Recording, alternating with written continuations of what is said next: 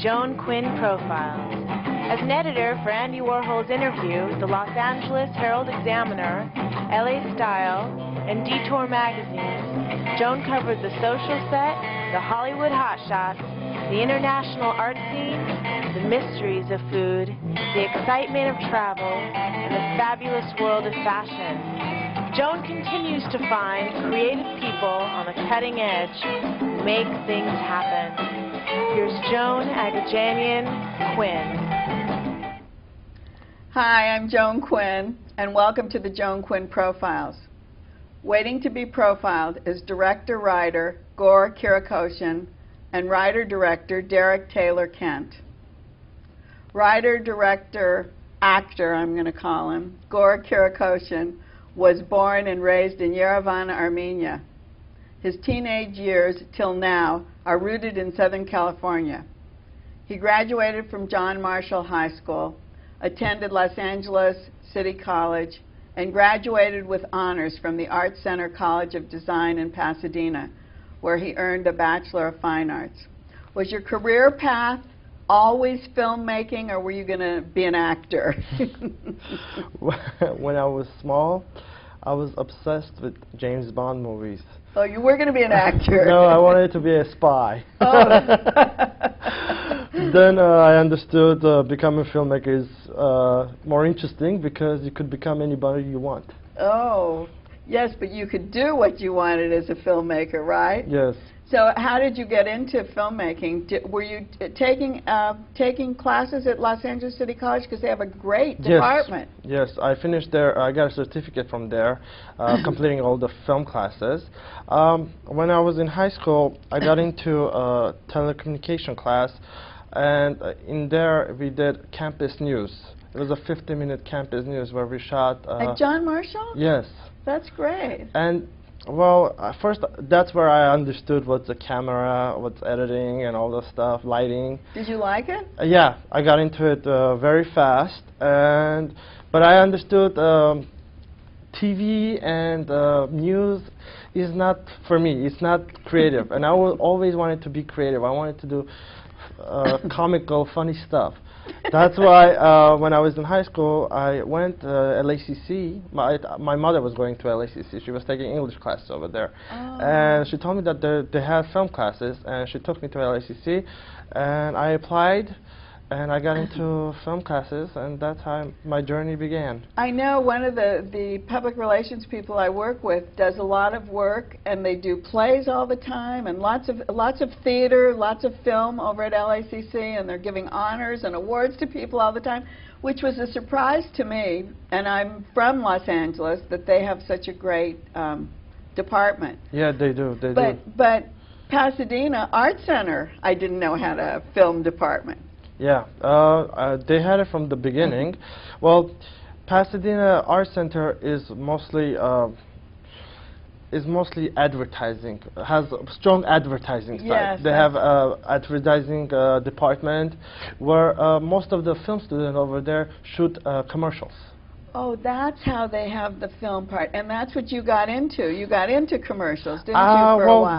But nowadays they more go on filmmaking than commercials. Oh, they are? But a lot of students graduate with spot reels. But I decided that I would like to have a film reel, and I directed a feature film. That's where you did your feature film? Yes. Big story, small story, short story, big story. Big story in a small city.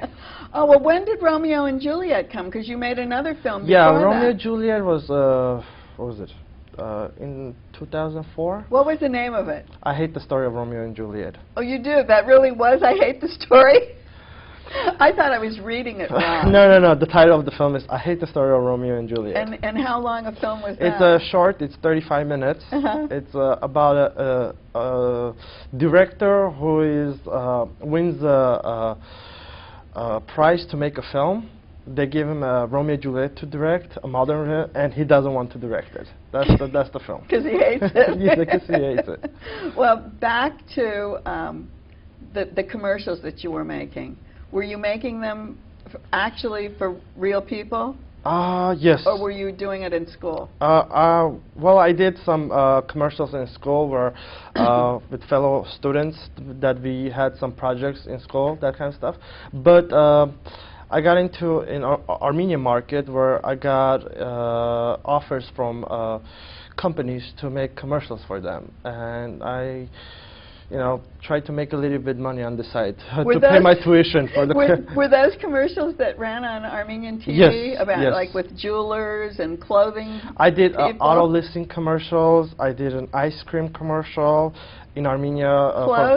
Clothes called European Couture. Oh, because I see those commercials on the Armenian channel once in a while.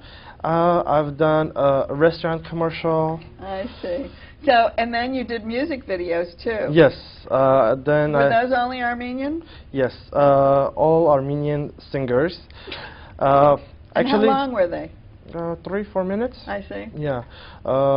First one I did for a young singer called, her name was Zara Babayan. That was my first time that I went back to Armenia. It was 2000.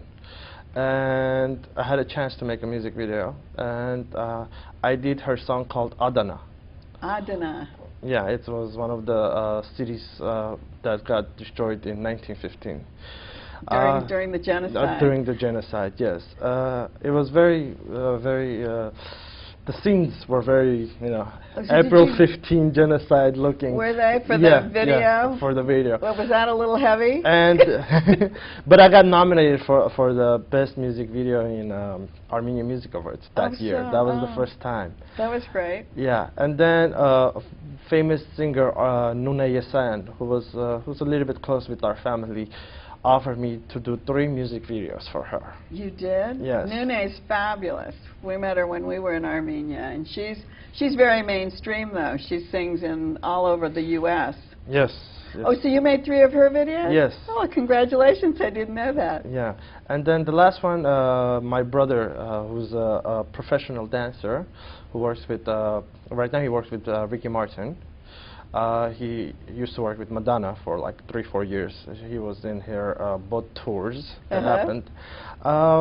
He's a performer. He's made a rap CD, and we made a music video for him. You did that? When we were in Buenos Aires, Ricky Martin was there.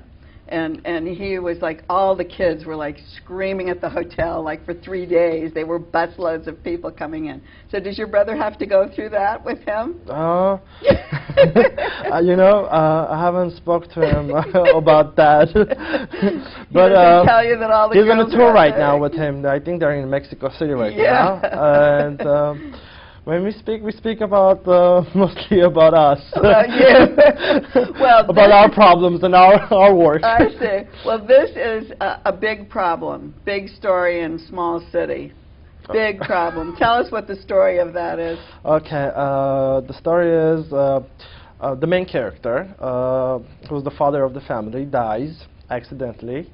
And in Armenia, there's a tradition where they bring the body from the morgue to the house for the viewing for the friends and the family. And they understand in the middle of the film where they brought the wrong body to the house. I know, but they do kind of look alike. Yes. And the son and his friends go around the city looking for their real father. Yeah, that's the story. And where did you cast it? I cast it in Armenia. Only David, who plays the character Wicho. I think this funny guy, David, that's holding the picture of is this the right guy or the wrong guy? That's the wrong guy. That's the wrong guy. And he's like so funny. Yes. What's his name? His name is David Tomasian. We grew up together here. We went to high school together here, and we did a lot of projects. We're very close, and I took David from here to Armenia to play the character, Vicho, and most of the characters that are in the film are casted over there. How did you find them? Did you do like an open casting call? Open casting. Oh, you did? Yeah, a month and a half. I looked. Really? Yes. I looked for actors a month and a half. The ones that I really, it was like at least 500, 600 actors that I really looked over. Were they all professionals? or were Yes. they just people on the street? No, there's a couple of people who are not professional actors, but they have done acting jobs. But 99% of the people who play in the movie are actors, and but the problem is in Armenia for a long time they haven't shot so many films, so the actors are mostly are theater actors. Oh, that's what I was wondering. They're Yeah, they're on theater. the stage, aren't they? Yeah, so it was the transformation going from a theater to film. It was a little bit hard for me. It took a lot of rehearsals before the shooting. Did it cost? Did it take a lot of time to do the editing? Because the editing's brilliant. I mean, you do like chop, chop, chop, slow, this, that. I'll tell you. You make the actors look good. Okay, thank you. I'll tell you how long the editing took. 3 months of editing the video, 6 months of editing the sound. Wow. The sound and the sound had to music, go, the yes, music's the great. music, yeah. I finished the editing of the whole film, then my composer sat down and wrote the music for the Is that film. right? Yeah. The composer's great. The music's fabulous. And how can that? It has English subtitles. How does it cross over to the American market? I don't know. That I cannot say because, you know, all the people who don't speak Armenian that watch the film, I don't know, they give me a positive Feedback. yeah, positive feedback, and because for them it's a little bit unusual to watch this kind of a film. It's very unusual, and I think it really has a place. I think it's like a great independent film, and I congratulate you for doing that. Thank you. Before we leave, you're also producing a series at the Alex Theater. What's it called? Called Demk shows. It's called Demp? Demk. Demp. D-E-M-Q. Yeah, hard to say. Yeah, it's called. It's comedy shows that we do, stage shows. We have done. This is the third one that we're doing. It's called Demk Telethon. Oh. It's a parody on the Armenian telethon that happens on every November, where Armenians collect money to fix the roads and the schools and the hospitals, where a lot of famous singers and actors and, you know, politicians come give money. And, you know. They come to be on TV, yes. and you're going to parody that? And we're parodying everybody who's on the telethon. Oh, and you told me you weren't an actor. You're in it. I'm in it. Yeah, I do act a little bit. Yes. Thank you it's so much. more like a show, not acting, like being a showman. Oh, yeah. Thank you. Thank you, Joan. Gor Kirakosian, thank you. And don't go away. We'll be right back with Derek Taylor Kent. That's great. Very good.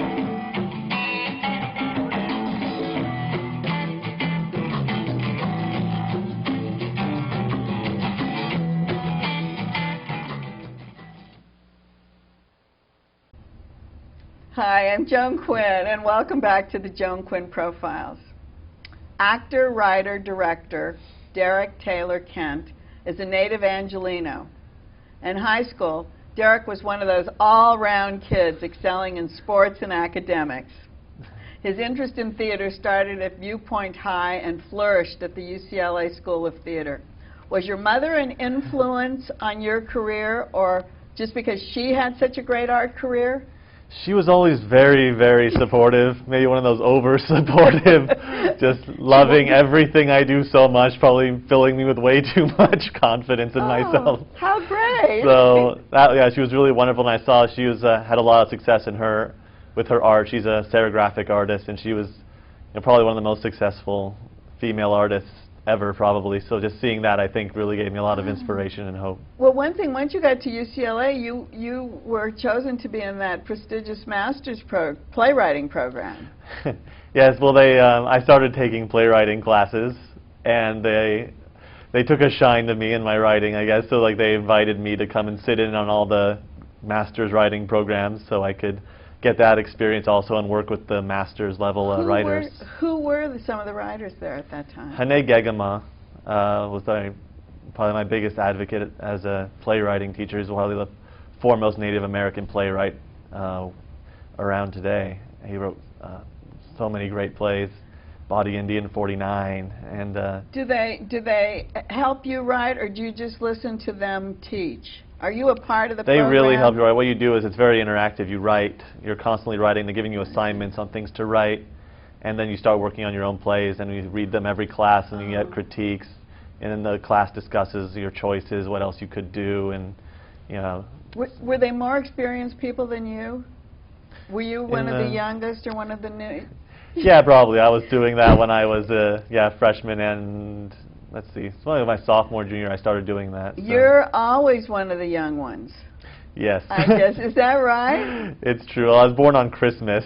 And what does that mean? I don't know. You're like, you've excelled. I mean, you speak languages, several languages. I mean, you took 6 years of Latin. Who takes 6 years of Latin?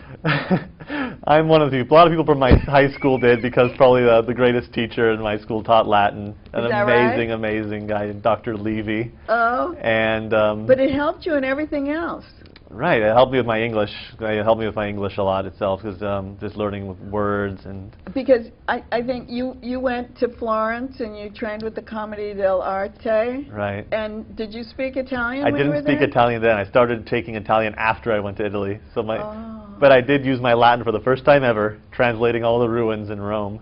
I would imagine that would have been very The first time I ever got to actually use my 6 years of Latin. Or you could go to Mass if they still said the Mass in That's Latin. true. We could go to the Vatican and could hear the Mass in Latin and understand that. Oh, that was very useful, wasn't it? Yes. But what did you learn in Florence? Because I can see where the kind of work you're doing, that might have been a big influence. It was also. huge. Commedia dell'arte is very influential in all my work, using those stock characters and storylines where it's constantly funny, slapsticky, just there to really please the audience is the main goal, you know, and learning timing. Yeah, it's all about time, a lot about comedic timing and forming these specific types of comedic characters, these comedic archetypes that you see in everything nowadays, from the Mel Brooks movies to cartoons, Bugs Bunny, that they're just everywhere. They all come from Commedia dell'arte. And we don't realize that, because that's one of the oldest schools, isn't it, of theater. Right, and they learn mask making and doing did things like that. Did you do all that? Yeah, it was amazing. Yeah, it's like so did you just go like a class? Was it like everyday class? It was it was a college trip for it was a trip for college students. And pretty interesting trip, because not many guys want to do go on a theater trip to Florence. So it ended up being about 75 girls and me. Oh, so that was fun. So you were writing roles for every one of those 75 That was a good girls. trip for me, yeah. One of the things that I guess you did before you actually wrote your big play, one of your big plays, is working as a manager. Right. An actor's manager, or what? Yeah, we represented actors and directors and writers. How'd you get into that? After college, there wasn't much I could do with my theater degree. I needed to get a job. I was out there struggling, acting and writing, and I needed to get a job to support myself for a while. One of the few things you can do is get a job in the industry, in the business. So I went around interviewing for different agents and managers, and I hooked up with this great manager named Tom Parziali at Visionary Entertainment, and we So he took I was there for 3 years. He took a chance on you, I guess, huh? Because you were young. Although I didn't tell him I was in the creative. I told him I wanted to be a manager, which was not true at all. he took a chance. Took a chance, but it ended up being great. We actually had a great relationship. We still work together on projects in the production area. And so can you use any of those people that you managed in any of your upcoming things? I have kept in touch with a lot of them, because we become very close with them. And they were very well-known people, weren't they? Yeah, a few of them. Yes, definitely. You did throw a few names out there. Right. Right. He represents David Boreanaz from Buffy the Vampire Slayer, Angel on Bones right now. Klaus Maria Brandauer, the Oscar nominee, Golden Globe winner. I thought that was great. Yeah. Yeah, that was really good. Had some really good people you were working with. Right. So then you write Michael Jordan. No, I didn't go touch Michael Jackson.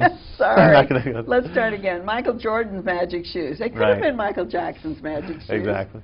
Right. So what was that about? I had written a children's book called Michael Jordan's Magic Shoes, based on my mother, who did artwork for the movie Space Jam. And based on an experience she had with Michael Jordan, a very funny experience, I took that and turned it into a children's book about how Michael Jordan becoming kind of a reluctant superhero. And then, in order to market it, I was thinking of ways I wanted to market it as a book. I turned it into a one-man show. And you were the star. Right, so it's just me playing Michael Jordan, a lot of other roles, and How did you do it? What did you do? You played all these other roles? yeah, so kind of I used to enact the story, like kind of the book itself, kind of speaking it as a narrator, and then becoming Michael Jordan, doing dialogue and different characters Michael Jordan encounters, and I did it at UCLA, and it became a huge hit. And they asked me to perform it for the whole school of theater, film, and television at an orientation in front of more than 500 people. And then everyone there saw it, and they said, oh, you have to keep doing it. And so schools started calling me, asking me to come to their school to perform it. And then different venues, theater venues, started putting me up. A lot of poetry. The poetry group really loved it because it's all in rhyming couplets. So all the poetry events wanted me to come and feature in their events. Were you selling your book along with it? I wish I had a book to sell. It became a show in itself. The book never actually happened because of Is that right? for a lot of reasons. Oh, that's funny. Michael Jordan being a part of it was probably a big reason. Oh, because I was going to say, how did he react to that?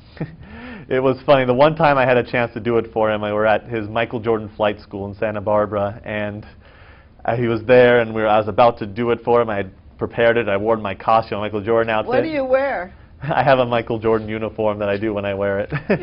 With his number and everything Yeah. on it? Yeah. So and he was there signing for all the kids at his camp, and signing because he runs these great camps for kids learning basketball, and all the kids are coming in to get things signed, and I'm about to do it, but then who walks right in the room right as I'm about to start? The Damon Wayans walks in the room and almost like jumps in front of me. He's like, "Hey, Michael, what's up?" And he's like, "Oh man, it is too early in the morning for this guy." And so then Damon Wayans takes over the room right as I'm about to have my moment to do my show. And then they finally settle down, and I was going to do it then. And then all of a sudden, the kids start pouring in the room and start to sign things. So like I missed my one chance. Was he waiting for you? He actually wanted you to do it. He was going to watch. We presented him with his official picture right there. It was kind of going to be a surprise to go along with the painting, his official painting that he got, his Space Jam painting that he had requested. So you tried. We tried. So do you still do Michael Jordan's magic Yes, I shows? do. You do? Yes. I'm off and on. Sometimes I get opportunities come up to do it, mostly at poetry events, or I'll get a theater space and do it. I haven't done it in a little while, but I really, really tall want enough, to. right? Just about. Almost. Just 2 inches shorter than Michael Jordan. Is that all? Yeah. Wow. You fit. I'm glad you fit on our set. Yeah. Well, the next thing then, because we have enough Michael Jordan stories. Right. King Calamari. What kind of a name is that? King Calamari, the musical. I don't remember how that came to me, but it just struck me as a great title when I thought of it. I love it. And I had to do something around it. So it's a brand new musical that I've written and directed, and it's opening in April 13th in North Hollywood at the Avery Shriver Theater. And tell us the story. The story's about a young wizard's apprentice named Dave who has to save the kingdom from an evil queen and an army of dastardly squids. The squids. Dastardly dancing squids, right? In the right. In the poster Right, that you see brought. There's the squid. Who's this? The guy? Yeah, the man with the sword is Dave, our young wizard's apprentice, our young hero, and you can see the squids have an evil plan to take over the kingdom. And who do they have? They have the King Calamari in his grasp, and the evil queen in the other grasp, Queen Xerxes.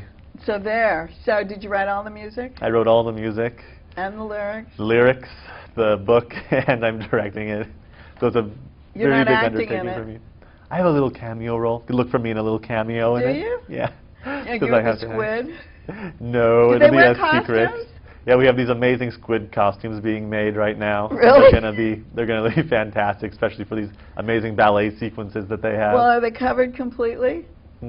You'll see. Yeah, it's a big surprise. You come and see. I don't want to give it away, but you'll be quite shocked and happily surprised. It looks like a huge musical, and it's on a little stage. How do you do that?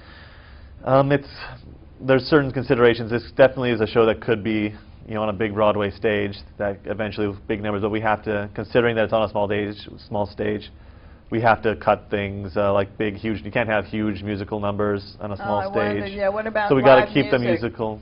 Live we have the music pre-recorded to do that, yeah, so it's all going to be you can't have live music on a small stage either, can you? Right. We have a wonderful cast doing it who's going to be doing these. We have a few big numbers. We can't have too many, like on a big musical stage. But what do you do? I mean, if you have aspirations of it going to Broadway, and you know that you need to have big Broadway music. Mm-hmm. Have you written that music and you've just taken it out of this A smaller lot of the thing, songs or? are shorter because shorter than they can be. I see. We kind of cut things down to keep it in consideration of a small stage and a small audience. Uh-huh. So there's definitely a lot of songs can be extended, and a lot of the numbers could be a lot bigger than they are. Some things like, for instance, for this big squid ballet sequence we have, we only have 6 squids who are doing it for the on stage. But when we get on Broadway, they could be 50 squids, and it'll be much bigger. You know, so it's just the same things, but just having to cut everything down a little So bit. is this a 99-seat theater? Yes. And then where would it go next? To an Yes, actual stage with a pit? So probably. we're hoping a big stage, either Broadway or off-Broadway, or we could keep extending to bigger theaters in Los Angeles. That's what I was wondering about L.A. Right, so you have until, play. but to see it in its original form, you'll have till June 2nd here, April 13th to June 2nd to see it in its original form here And then in it'll North keep Hollywood, going. and then it's going to be onward and upward from there. Oh, that's good. Now, before we leave, you talked about writing children's books. You've written a lot of children's books, Right. including a novel. Right, that was always my main passion, is writing what children's age? books. A novel. The novel will be to the 8 to 12-year-old age Oh. group, kind of like what you'd think of the Harry Potter I see. age. Uh-huh. You know, But how many everyone loves pages? that. Big, full, long Yeah, pages? it's full length, but about as long as a Goosebumps book or a series of unfortunate events. About that length. It was like short, not as long as the Harry Potter books, but Yeah, but 200 you or know, novel 300 length. pages, yeah. Right. Well, that's great. And then your mother has done some of the... Right. I have some illustrated books also that are more in the Dr. Seussian style that I my see. mother's illustrating. And rhyming couplets. Right. So you really are right on the ball doing all this stuff. One of the other things, just before we leave, is your fight choreography. Does that help you with directing? Hugely. It helps. Yes? It saves me from having to hire a fight choreographer for all my shows. Do you have fight choreographers all the time? What do they do? Yeah, they have to, because there's a lot of those. We have a lot of sword fights and a lot of fist fights, hand-to-hand combat, where we got to train. These actors don't have the training in that, and we have to get them and make them look like they're experts.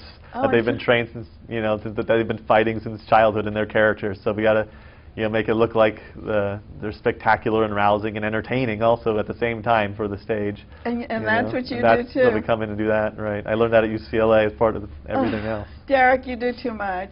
Keep doing I it do then. too much. That's what they say. That's I what hear they that say. too much, I think. I hear Thank too much. you. Thank you. Thanks for watching the Joan Quinn Profiles. Keep writing to 777 South Figueroa, 44th floor, Los Angeles 90017. Bye. Thanks. Thank you.